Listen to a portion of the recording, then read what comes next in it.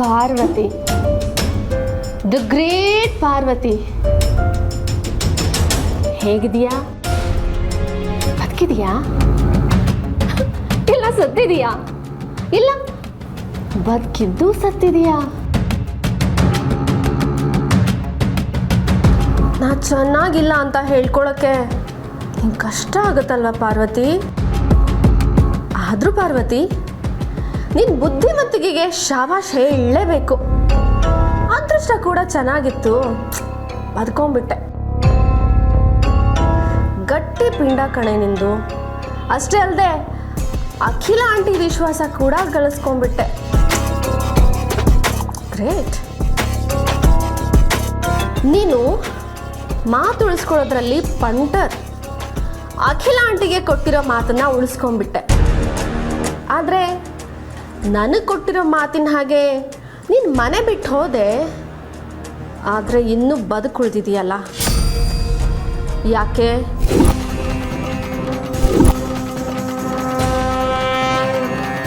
ನಿನ್ನ ನೆರಳು ಕಂಡ್ರೂ ಸಾಕು, ಕೆಂಡ ಮಂಡಲ ಆಗ್ತಾ ಇದ್ದಂಥ ಅಖಿಲ ಆಂಟಿನೇ ಬಂದು ನಿನ್ನ ಬ್ಲಡ್ ಕೊಡೋ ಹಾಗೆ ಮಾಡಿಕೊಂಡು ಅವ್ರ ಮನಸ್ಸಿನಲ್ಲಿ ಭದ್ರವಾದ ಕೋಟೆ ಕಟ್ಕೊಂಡು ಕೂತ್ಕೊಂಡ್ಬಿಟ್ಟೆ ಅಲ್ಲ. ನೀನು ಸಾಮಾನ್ಯದವಳಲ್ಲ ಕಣೆ. ಇನ್ನೂ ನಿನ್ನನ್ನು ಹೀಗೆ ಬಿಟ್ಟು ಚಾನ್ಸ್ ಕೊಟ್ಬಿಟ್ರೆ ಆ ಕೋಟೆಯಲ್ಲಿ ನೀನೇ ಮಹಾರಾಣಿಯಾಗಿ ನನ್ನನ್ನು ಕೆಲಸಗಳನ್ನಾಗಿ ಇಟ್ಕೊಂಡ್ಬಿಡ್ತೀಯ ಕಣೆ. ಅದಕ್ಕೆ ಆ ನಿನ್ನ ಚಾನ್ಸ್ನ ನಾನು ಕಿತ್ಕೊಳಕ್ಕೆ ಬಂದಿದ್ದೀನಿ.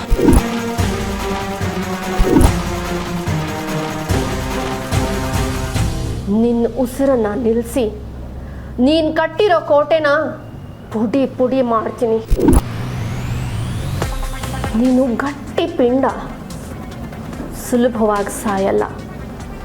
ಅದಕ್ಕೆ ನಾನೇ ಸಾಯಿಸ್ತೀನಿ. ನೀನು ಸಾಯೋದಕ್ಕಿಂತ ಮುಂಚೆ ನಾನು ಯಾಕೆ ಆ ಮನೆಗೆ ಸೊಸೆಯಾಗಿ ಹೋಗ್ತಾ ಇದ್ದೀನಿ, ಹೋಗಿ ಏನೆಲ್ಲ ಮಾಡ್ತೀನಿ ಅನ್ನೋದನ್ನು ಕೇಳಿಸ್ಕೊಂಡು ನಿಧಾನವಾಗಿ ಸಾಯಿ. ನನ್ನ ಟಾರ್ಗೆಟ್ ಯಾರು ಗೊತ್ತಾ?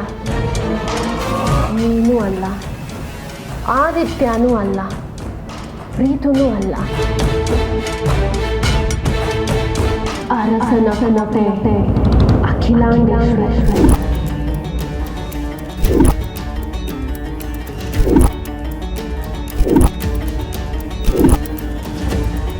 ಮರ್ಯಾದೆ, ಪರಂಪರೆ, ಮನೆತನ ಅಂತ ಮೆರಿತಾ ಇರೋ ಅಖಿಲಾಂಡೇಶ್ವರಿಯ ಅಧಿಕಾರ ಕಿತ್ಕೊಳ್ಳೋದೆ ನನ್ನ ಗುರಿ ಕಣೆ.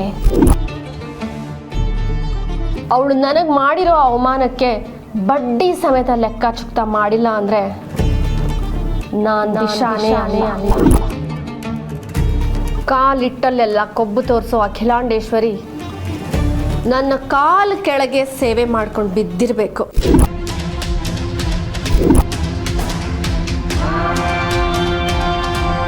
ಬಿದ್ದಿರ್ತಾಳೆ.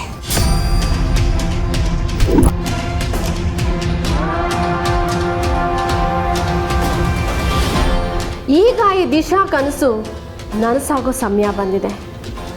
ಇಷ್ಟು ದಿವಸ ಅರಸನ ಕೋಟೆ ಅಖಿಲಾಂಡೇಶ್ವರಿಯ ಹೆಸರು ಕೇಳಿದ್ರೆ ಸಾಕು ಜನ ನಡಗೋರು. ಈಗ ಈ ದಿಶಾ ಹೆಸರು ಕೇಳಿದ್ರೆ ಅರಸನ ಕೋಟೆಯ ಅಖಿಲಾಂಡೇಶ್ವರಿನೇ ನಡಗಬೇಕು. ಹಾಗೆ ಮಾಡ್ತೀನಿ.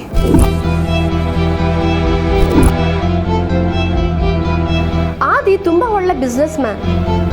ಆದರೆ ಅಮ್ಮ ಅಂದರೆ ಪ್ರಾಣ ಬಿಟ್ಟು ಸಾಯ್ತಾನೆ. ಆದರೆ ಪ್ರೀತು ಹಾಗಲ್ಲ. ಅಮ್ಮನ್ನ ಎದುರು ಹಾಕೊಳ್ಳೋ ಮೀಟ್ರಿರೋನು, ರೆಬಲ್.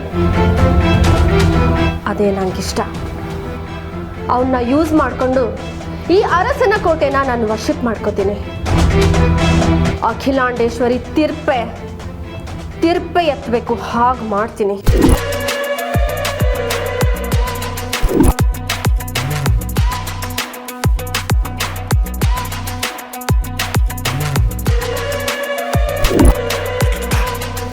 ನಿಮ್ಮೆಲ್ಲರ ಪಾಲಿಗೆ ಅಖಿಲಾಂಡೇಶ್ವರಿ ಅಂದರೆ ದೇವತೆ ಅಲ್ವಾ? ಇನ್ನು ಮುಂದೆ ಅದೇ ಅಖಿಲಾಂಡೇಶ್ವರಿ ನನ್ನನ್ನು ದೇವರ ಸ್ಥಾನದಲ್ಲಿ ಕೂರಿಸಿ ಪೂಜೆ ಮಾಡಿ ಆರತಿ ಬೆಳಗಬೇಕು. ಹಾಗೆ ಮಾಡ್ತೀನಿ. ಅಖಿಲಾಂಡೇಶ್ವರಿ ಕೊನೆ ಉಸಿರು ಇರೋವರೆಗೂ ನೆಮ್ಮದಿಯಿಂದ ಇರಕ್ ಬಿಡಲ್ಲ. ನರಳಬೇಕು, ಅವಮಾನದಿಂದ ನರಳಬೇಕು.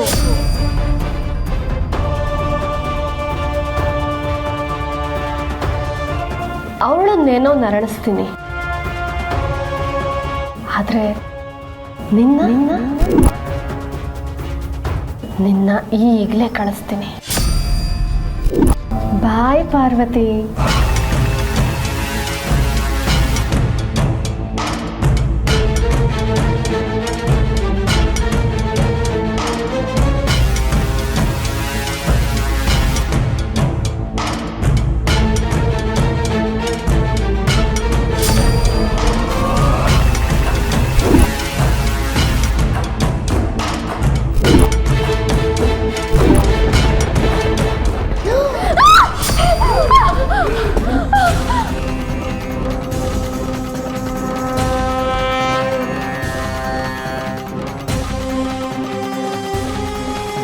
ಆ ಹುಡುಗಿ ಯಾರನ್ನ ದೇವರು ಅಂತ ನಂಬಿದಾಳೋ ಆ ದೇವರು ಅವಳನ್ನ ಕಾಪಾಡು.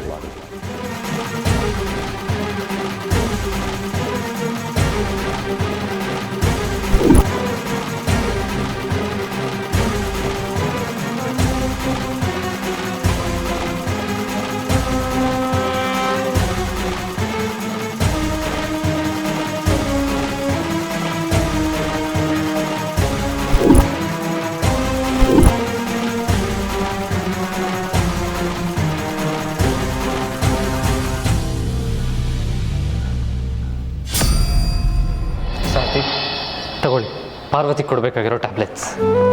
ಯಜಮಾನ್ರೆ, ಈಗ ನಿಮ್ಮ ಕಾರ್ ಯಾರು ಓಡಿಸ್ತಿದ್ದಾರೆ? ನಿಮ್ಗೇನು ತೊಂದರೆ ಆಗ್ತಿಲ್ವಾ? ಸಾರ್ಥಿ, ನೀವು ಅದ್ರ ಬಗ್ಗೆ ಎಲ್ಲ ತಲೆ ಕೆಡಿಸ್ಕೊಂಬಿಡಿ. ನೀವು ಪಾರ್ವತಿನ ನೋಡ್ಕೊಳ್ಳಿ.